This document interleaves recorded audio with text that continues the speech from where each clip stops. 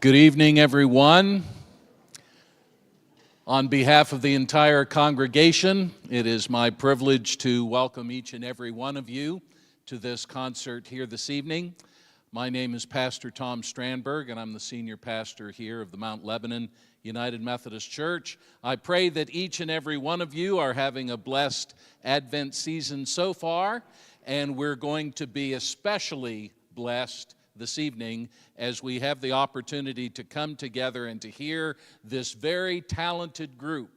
We are so fortunate to be able to have them use our church as their home base for rehearsals and so forth throughout the year, and we are very excited whenever we have the opportunity to hear them. So, friends, I would ask that you would join me as we welcome the Three Rivers Ringers to this program this evening.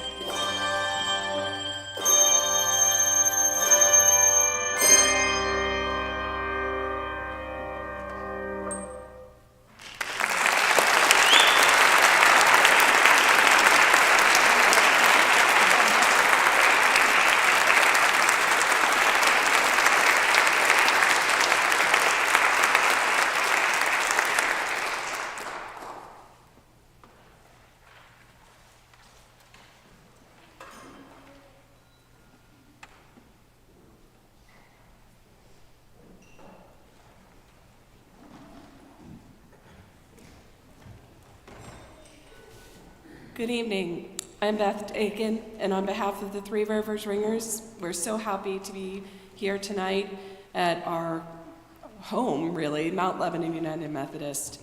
Our first selection today was Sing We Now of Christmas, or by its French title, Noël Nouvelet. It featured our Whitechapel handbells that the Three Rivers Ringers just purchased last fall. These bells were manufactured in England in about the 1840s, and they have a slightly different tone than our usual Schulmerich handbells. They also have leather handles, if you noticed, instead of the black plastic handles that our Schulmerich bells have. We like to use the Whitechapel bells, and later you'll see our Silver Melody bells to kind of highlight the melody line on some of our pieces. Our next piece will be The Snow Lay on the Ground, which is arranged by Cynthia Dobrinsky. This is a tune that is perhaps a little less familiar than many that we'll be playing tonight, but it also originated in the mid-19th century England, so this tune was actually written about the same time our Whitechapel handbells were being cast. The first verse of this hymn begins, "The snow lay on the ground, the stars shone bright, when Christ the Lord was born on Christmas night. Venite adoremus Dominum." Now, even if this song is new to you, those Latin words might sound a little bit familiar, and in fact, they translate to "Come, let us adore him," and thus, in this piece, you will hear an interlude of "O Come All Ye Faithful," played on hand chimes in the middle of the piece.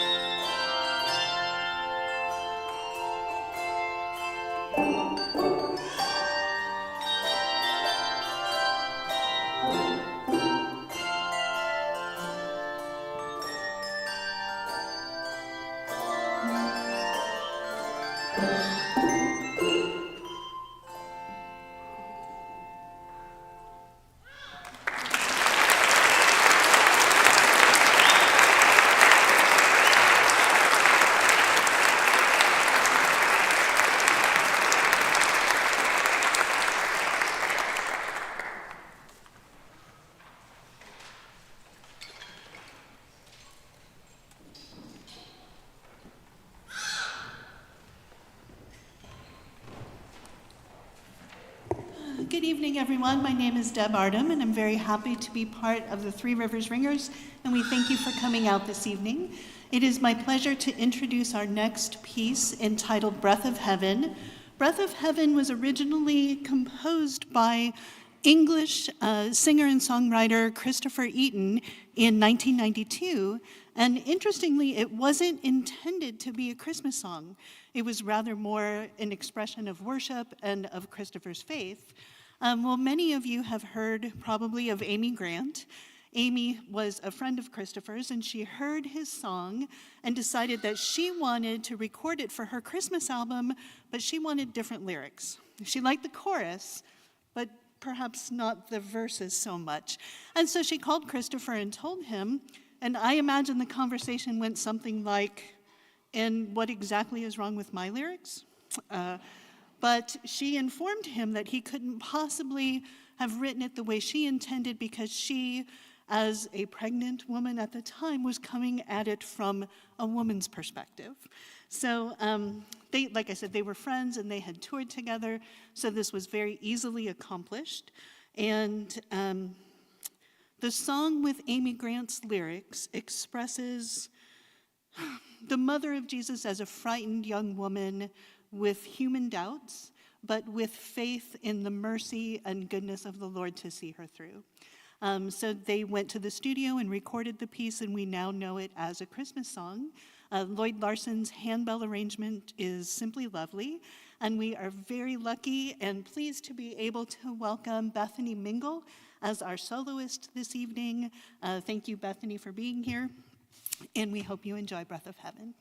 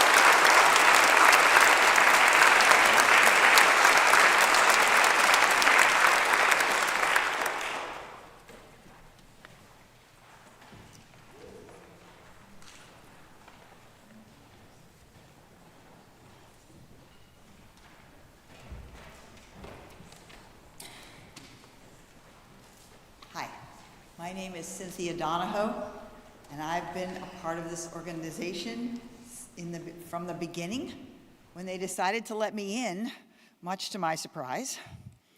Our next piece is Here We Come a Carol Ringing, arranged by David Kent. Here We Come a Carol Ringing contains snippets of 5 Christmas carols.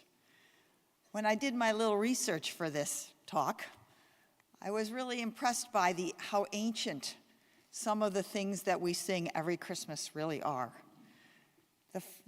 The Christmas carols in this piece are Joy to the World, written in 1719, Deck the Halls, a Welsh tune from the 16th century, Good Christians All Rejoice from 1931, Carol of the Bells, a carol with Ukrainian origins from 1936, and finally, Here We Come a Wassailing, a traditional English Christmas carol sung while wassailing, or singing carols door to door. I was originally going to ask you if you could find all of those pieces, or at least you could identify them, but now I'll just see if you can find them. For those of you who aren't musicians, music is written in key signatures and time signatures. Key signatures indicate what sharps and flats, or the black pieces on the piano, we need to add for subsequent measures. Time signatures indicate the number of beats in each measure. This piece we had to work on because it is written in 6/8, 3/4, 2/4, 7/8, and 4/4. So we have to pay attention, and we are definitely not bored. Enjoy Here We Come a Carol Ringing.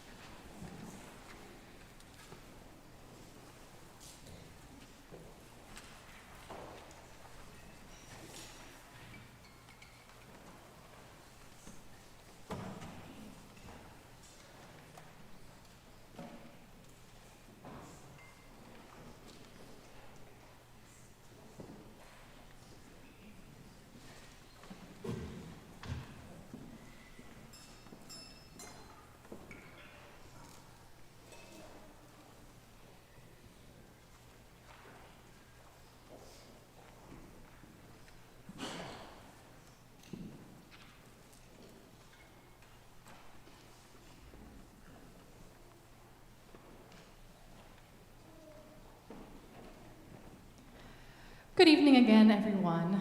And as we move into this next part of the program, I'm going to talk a little bit about how we sort of create concepts for these concerts. We usually go with some sort of theme if we can. And when we were first planning this Christmas program, we thought it might be fun to do a whole concert of Christmas music that is related in some way to Christmas movies or television. We ultimately end up going a slightly different direction, but my set here on the podium tonight is what remains of that original idea. And so we've got several pieces here, all associated with live action movies, animated television shows, even the Veggie Tales. So if you're someone my age or have children about my age, you might remember that from back in the day. So this first piece is called Christmas Toys on Parade. This is a medley arranged by Jason Krug, and it incorporates 3 familiar tunes that have been used many times in various animated Christmas movies and in many other contexts. So we'll have March of the Toys and Toyland, both originally composed by Victor Herbert. And we will also have Parade of the Wooden Soldiers, originally by Leon Jessel.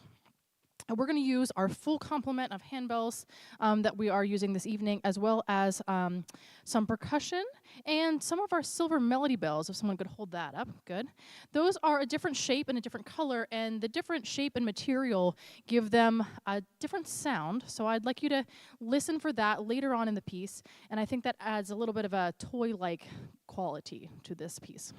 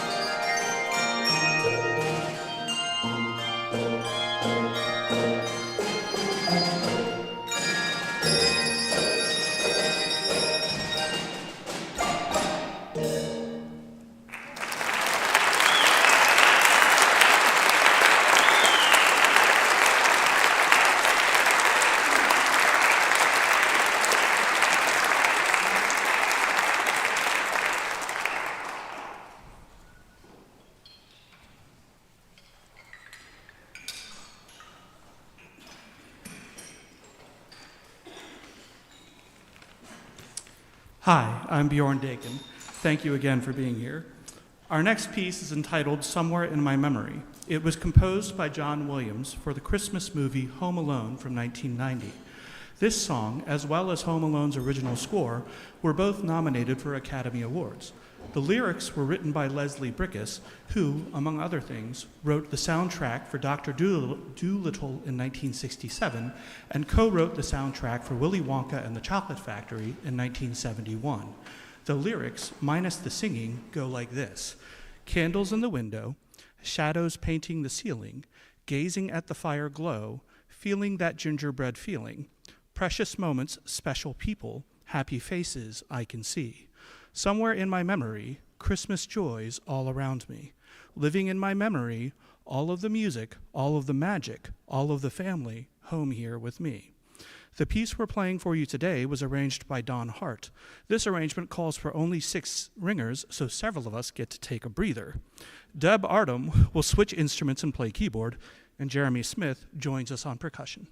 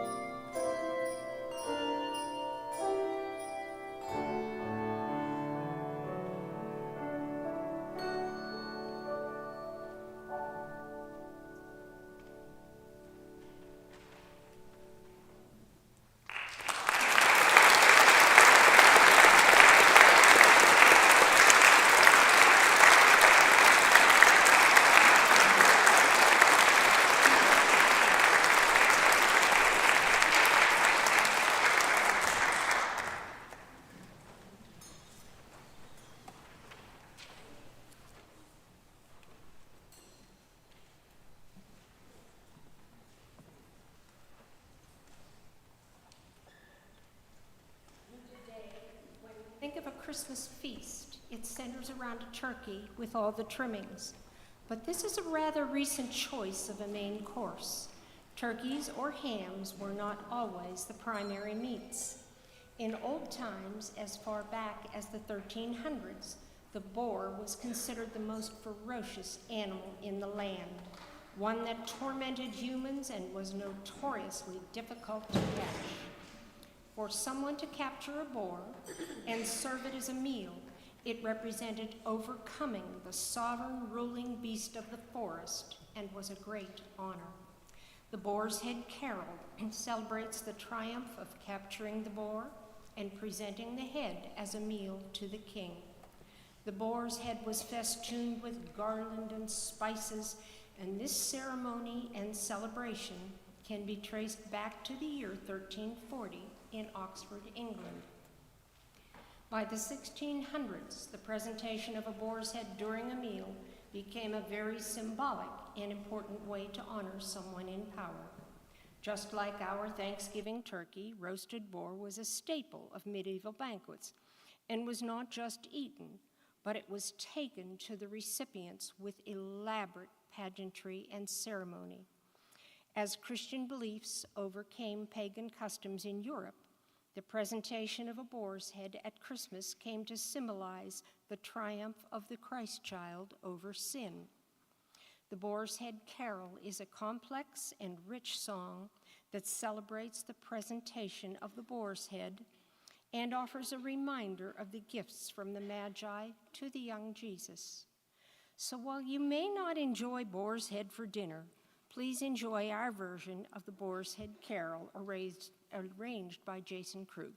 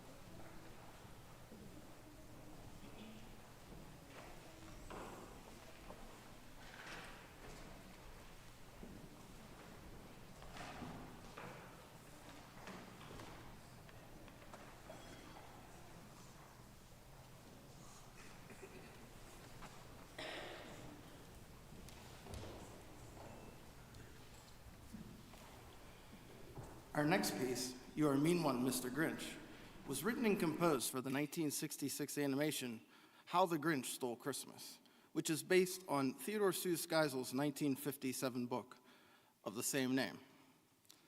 I'd like to read you an excerpt. As the story goes, Mr. Grinch is determined to stop Christmas from coming to Whoville. The Grinch hated Christmas, the whole Christmas season. Now, please don't ask why, no one quite knows the reason. It could be that his head wasn't screwed on just right. It could be, perhaps, that his shoes were too tight. But I think the most likely reason of all may have been that his heart was 2 sizes too small. So he slid down the chimney a rather tight pinch, but if Santa could do it, so could the Grinch. Then he slithered and slunk with a smile most unpleasant around the whole room. He took every present. Dr. Seuss was 53 years old when he wrote How the Grinch Stole Christmas, the same age as the Grinch in the story. He wrote the book to see if he could rediscover something about Christmas that he had lost. Maybe Christmas, he thought, doesn't come from a store. Maybe Christmas, perhaps, means a little bit more. Albert Haig composed the music for You're a Mean One, Mr. Grinch to Dr. Seuss's lyrics. Haig was a German-born American songwriter and actor. This arrangement for handbells was written by Kevin McChesney. Kevin has composed over 400 arrangements and other original works for handbells, and we'll also have Jeremy on percussion. So without further ado, please enjoy You're a Mean One, Mr. Grinch.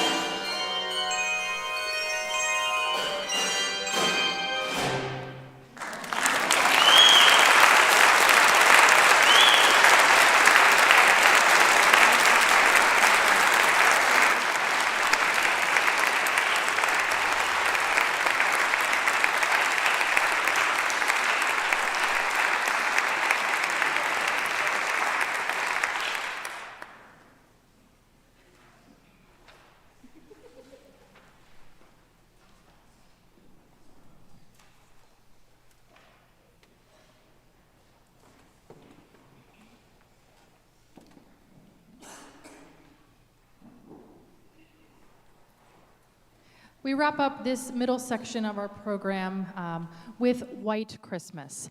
And for this one, we're going to need your help. So, this piece is originally by Irving Berlin and arranged beautifully by Cynthia Dobrinsky. And we will be opening the piece with the White Christmas tune that I'm sure most of us are familiar with. And then it's going to go into a slightly less familiar section. This interlude in this piece is actually what was originally the introduction to the song, which is not frequently performed. And I will admit that I did not know the lyrics to that section of this song until we were preparing for this concert. The original opening text goes like this. The sun is shining, the grass is green, the orange and palm trees sway. There's never been such a day in Beverly Hills, LA. But it's December the 24th, and I am longing to be up north. So you'll hear the White Christmas melody, and then you'll hear our little interlude. And then after that, we're going to play White Christmas again, and I'm going to turn around, and I would love it if you would all sing with us for the ending of the piece. So please enjoy White Christmas.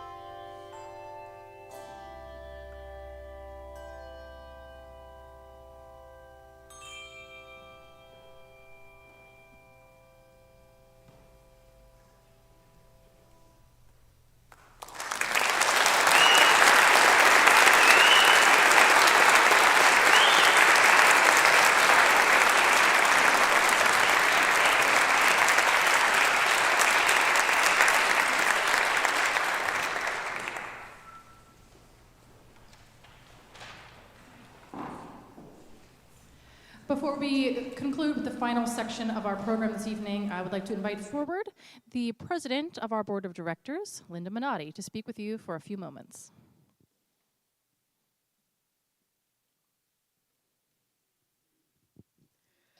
Good evening, Mount Lebanon. It is good to be home.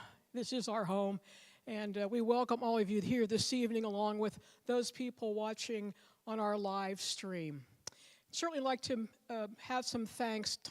Pastor Tom mentioned that we use a lot of this rehearsal space, and we couldn't do this, quite honestly, without the help of this church. So we're most indebted to Pastor Tom Strandberg and Mitchell Stecker, the music program here at Mount Lebanon. Some of these instruments you see up here belong to Mount Lebanon, some belong to Three Rivers Ringers. So we certainly thank them for allowing us to use their rehearsal space. And including thanks, I'd like to mention our sponsors, and I do have to say I made a boo-boo. Somehow an ad got dropped out of the program, so we want to make a special note, to Hal English and Associates and LDM Embroidery and Rolliers Hardware here in Mount Lebanon. Thanks to them for helping to sponsor. And tonight's program is a special one because it's underwritten by Sandy Caruso of Morgan Stanley, and we certainly appreciate her support in doing that this evening. I'm just curious, I see a lot of new faces here this evening. How many people are coming to a Bell concert for their very first time? That is awesome. And we're so glad to see you, and I hope that you're enjoying what you're seeing. A couple of notes. We're going to be having an open rehearsal on January the 14th. So if anyone might be interested in joining our organization or seeing what we do, obviously what you see this evening, it doesn't sound like this in the beginning of the season. It's kind of a mess. So maybe you're a little bit intimidated, but don't feel that way. So if you're interested, come on and check us out on January the 14th. We're right here in this church at 6 o'clock p.m. We're also going to be doing a workshop on February the 24th. So if you're in a Bell choir or you're an individual looking to maybe improve your skills, we're going to be having classes and ringing. So that will be having more information on our website. Again, that's February the 24th. Please stop by our merchandise table in the narthex after the concert. You might find some stocking stuffers. There's some CDs for sale, our last 2 Christmas CDs and a couple of non-Christmas CDs. You might even find a handmade Christmas ornament by Beth Dakin out there, a little treasure. Those help defray our costs. I know in your households, costs have gone up. It takes more money to put lights on and gas in your car. It's the same with us. Every piece of music we buy is about $6 a sheet. And put gas in the trailer to pull that thing around, to put gas in the truck, I should say, to pull the trailer. Insurance costs, all that kind of thing. So if you're so inclined, you might have enjoyed the concert. If you really enjoyed the concert, if you consider making a donation to us tonight, we would really appreciate it. You'll find that in your program book was an envelope. And if you don't feel like giving tonight, if you'd like to mail that in, obviously we'd appreciate that as well. And also right now we're looking to have a new trailer. Ours is 8 years old, believe it or not, and you can imagine all the weight that thing carries. So that's our next big expense, is saving for a new trailer. You also might have found in your program book a form. So if you'd fill that out, give us your name and information. We don't sell it, give it to anybody. We just want to keep you updated with future events and concerts. If you've already done it, we're not going to duplicate it, but that way we can kind of keep you apprised of future concerts. And you can put that, both the form and the donations, at the merchandise table in the back. There'll be a couple of baskets back there. And after the concert, especially for you new people, if you want to come up and talk to us, we'd love to talk to you. We're kind of handbell nerds like that. We love to talk bells, and we had a gentleman the other week that said, "What does your music look like?" So maybe you want to come up and take a look at that, or maybe those big bells down there that weigh 18 pounds, maybe you want to take a look at one of those, or those nasty little things up there. Yeah, you don't look at those. But come up and talk to us. We'd be happy to answer any questions. But most importantly, thank you for coming. I know it's kind of an ugly evening out there. Kind of reminds you it is December, right? But we really appreciate you taking the time out of your busy schedule to come and listen to us. And I hope that we've given you a little bit of holiday cheer this evening. We wish you a very Merry Christmas. And thank you so much again for coming. Our next piece, and I'll always screw this up, but it's Los Peces en el Rio, which is a Spanish carol, and it's translated to the little fishes in the river. And they're really happy that God is coming, so all the fishes are really happy. This was arranged by a good friend of mine by the name of Brian Seaman, and he also incorporated another piece into it called Foom, Foom, Foom. You may have heard that carol in the past as well. So if you listen closely, you'll hear Deb and I back there in the back row playing Foom, Foom, Foom. So kind of listen for that interplay between the two pieces. Thank you.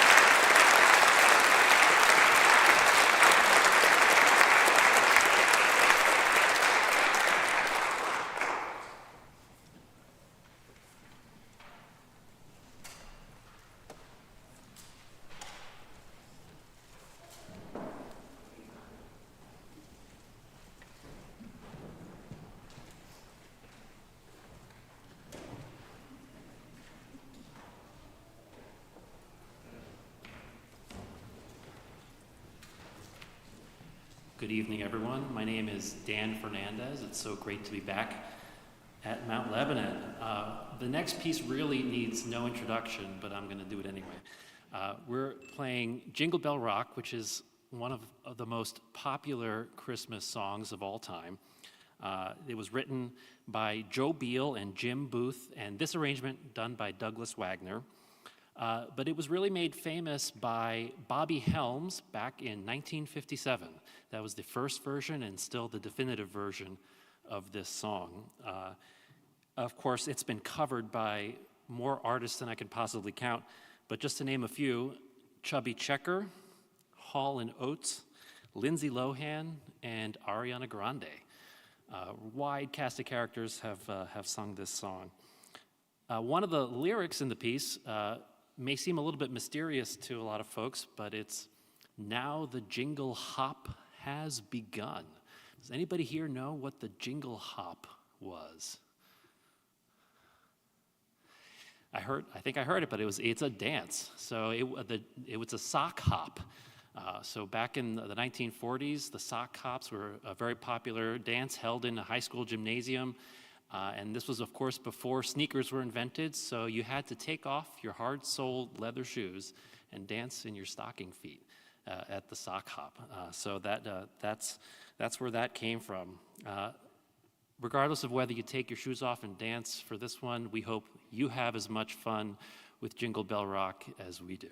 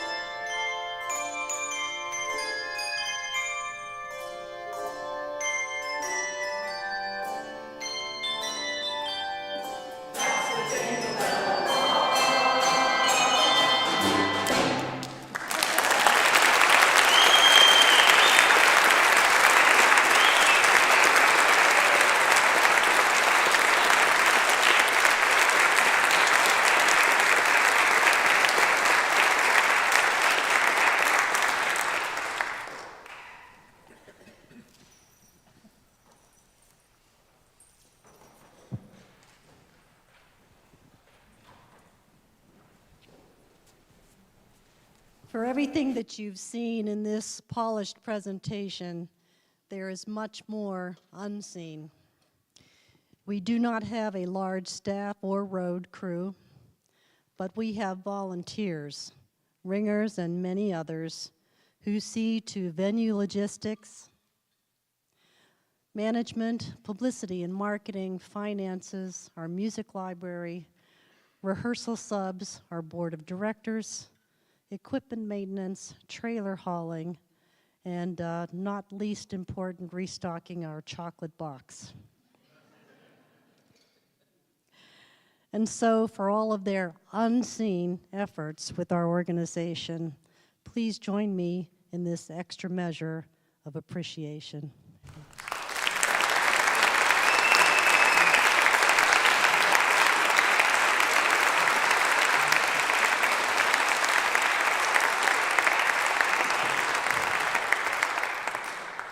I invite now our Director Emerita, Nancy Lutz, to share a few words about our final piece. Best wishes to you all for a meaningful holiday season. Thank you. Thank you, Linda. And thank you all for coming tonight.